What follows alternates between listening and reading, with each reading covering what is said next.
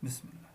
Dans une tribu de fiers guerriers algonquins, il y avait un brave entre les braves qui s'appelait Queneu, l'aigle. Il avait le courage et la force de cet oiseau qui escalade les nuages et fixe le soleil de son œil indomptable. Aussi, quand l'heure fut venue de lui donner son vrai nom d'homme, les anciens de la tribu n'en trouvèrent-ils aucun qui symbolisât davantage les qualités du jeune chef. Queneu était grand, fort et hardi. Son œil étincelant de fierté n'avait jamais été voilé par la tristesse ou par la maladie. Jamais le chaman n'avait été appelé à son chevet.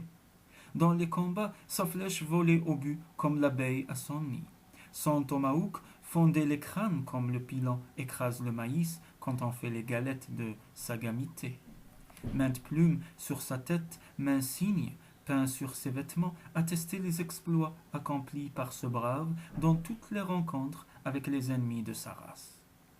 Hélas, Gitche Manitou ne donne pas toujours la victoire. Si grande que fût sa valeur, un jour, l'aigle fut pris.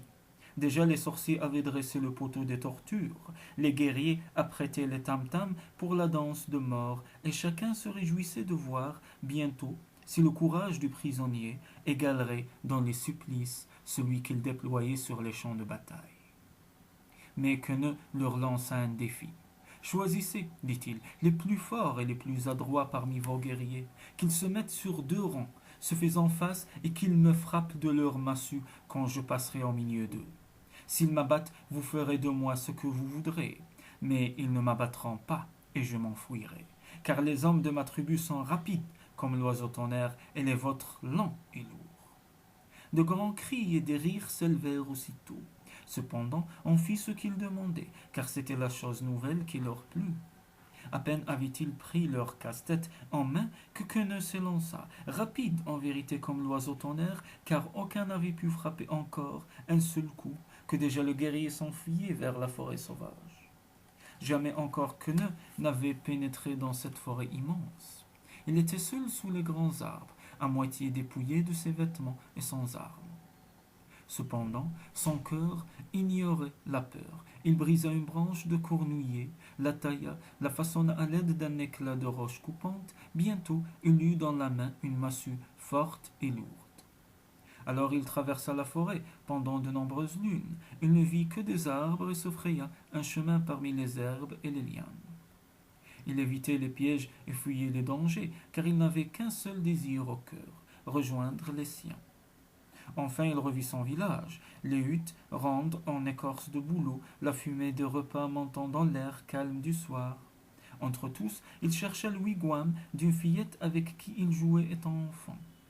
Bien souvent, au cœur de la forêt hostile, il avait songé à l'accueil qu'elle lui ferait quand il reviendrait parmi les siens. Et maintenant que l'heure était venue, il la cherchait en vain de son œil perçant sur le seuil de sa demeure. Mais Maïngouat, le papillon, où est-elle demanda-t-il ardemment. Elle s'en est allée toute seule sur le chemin des âmes, une lune avant le retour de Queneu, dit le père en baissant le front. Et de la place où elle était assise, la mère poussa un long cri de deuil, car en vérité sa fille était morte. Le fier guerrier détourna la tête. Toute la joie du retour s'éteignait dans son cœur comme s'éteint la dernière petite flamme du foyer sur les pierres refroidies. Dans le camp abandonné, mais il se redressa bientôt. Queneu l'aigle de guerre rejoindra Mei Manguat. Ses ailes sont plus fortes que celles du papillon. Et poussant le cri de l'oiseau farouche, il s'élança vers les solitudes. Nul ne revit jamais Queneu le guerrier. À quelque temps de là, le père de Memenguat traversa le marécage qui s'étend vers l'ouest. Une lueur dansante grosse comme la moitié de la lune quand elle est dans le ciel au-dessus de nos têtes apparut tout à coup entre les gens. Bientôt il entendit une voix aérienne et lointaine qui lui disait « Je suis Queneu. J'ai tant imploré le grand esprit qu'il m'a promis que je rejoindrais Memenguat, mais seulement dans beaucoup de lunes. Approche-toi de moi. » Le père de la jeune fille retourna sur ses pas et enfonça ses mocassins dans la terre molle du marécage. Beaucoup de ces petites lueurs que les Indiens appellent petits oiseaux de feu dansaient autour de lui, chantonnant, sifflotant, tournoyant au hasard. Elles semblaient emplir l'air. L'un de ces petits feux vivants s'approcha de l'Indien et se posa sur la pointe de sa plus longue flèche, palpitant comme une libellule à la pointe d'un roseau. Il chantait. Je te l'ai dit, bientôt je vais aller auprès de mes Menguat. Tu ne me trouveras plus ici dans le marécage, mais tu me chercheras au-dessus de ta tête par les nuits claires. Car bientôt l'œil de Queneux brillera à travers les fentes de la grande cabane, et tu le verras près de Mukwa, l'ours dans le ciel.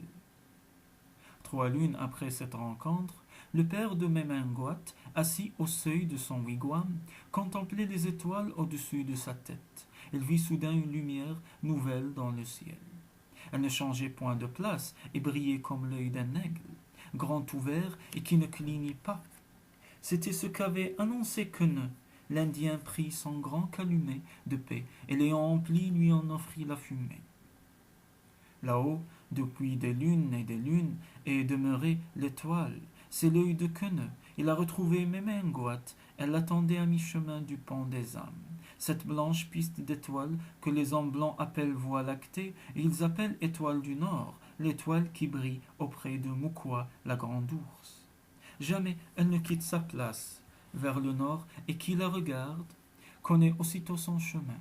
Car Queneux sait que c'est que de chercher les gens perdus, celui qui s'est énoncé pour retrouver le papillon errant, dans la grande nuit, se penche maintenant vers le chasseur égaré, vers l'Indien dont le canoë tourne, hésitant sur le lac solitaire. Tant que l'œil de Queneux brille au ciel, le cœur du voyageur est en paix.